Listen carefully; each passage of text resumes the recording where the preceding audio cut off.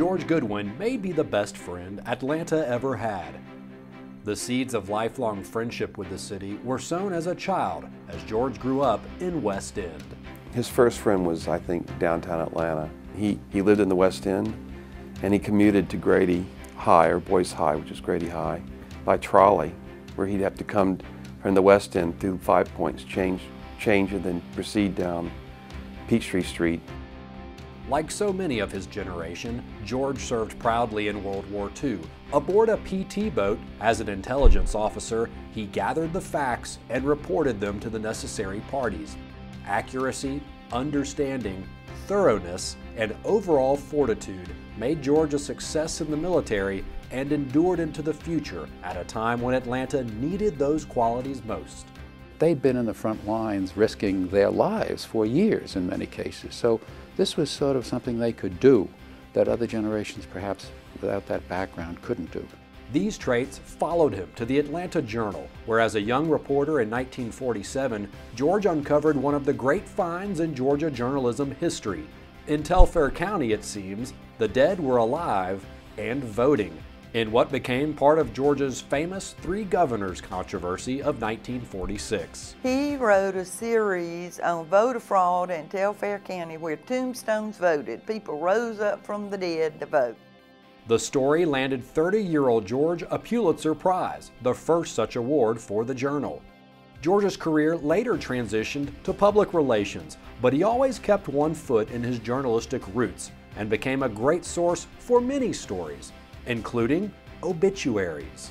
There was no reason in the world George Goodwin had to support somebody like me, but he did, because I mean to tell you, before the body got to Patterson's, George Goodwin was on the phone to me to tell me about this person, to regale me with stories about them. Some were funny, some had a little touch of the wicked funny to them, some were very serious.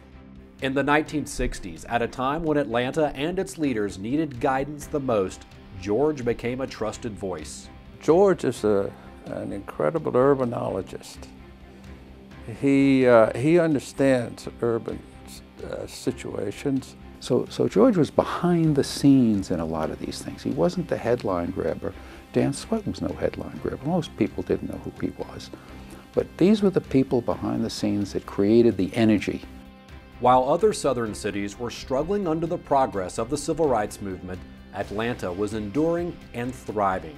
City and business leaders decided it was time to sell Atlanta as the capital of the New South, the world's next great city, embracing growth and big business. They found their salesman in George and the campaign known as Forward Atlanta.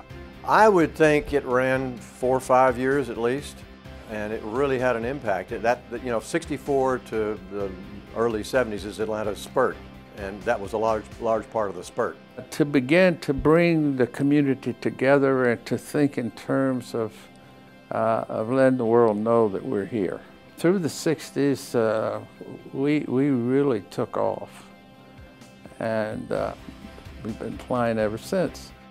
George Goodwin's leadership on Forward Atlanta and a dynamic body of work, first with the firm of Bell and Stanton and its successor Manning, Selvage and Lee, make George the Dean of Public Relations in Atlanta.